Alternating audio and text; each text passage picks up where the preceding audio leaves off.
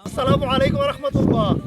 আমি জিমেক্স এগ্রো থেকে মোহাম্মদ আরিফ বলছি। আলহামদুলিল্লাহ, আমাদের এই যে ঘাসের খেতে পানি, ভরপুর পানি।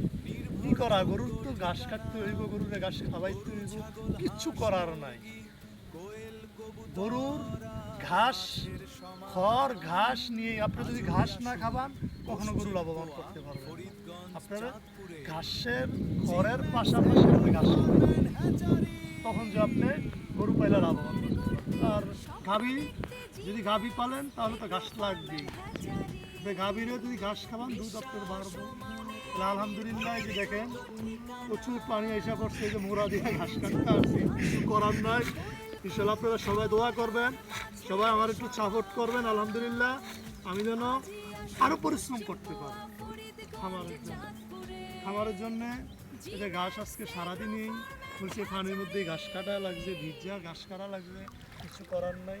আল্লাহ তাআলা সুস্থ রাখছে, আলহামদুলিল্লাহ।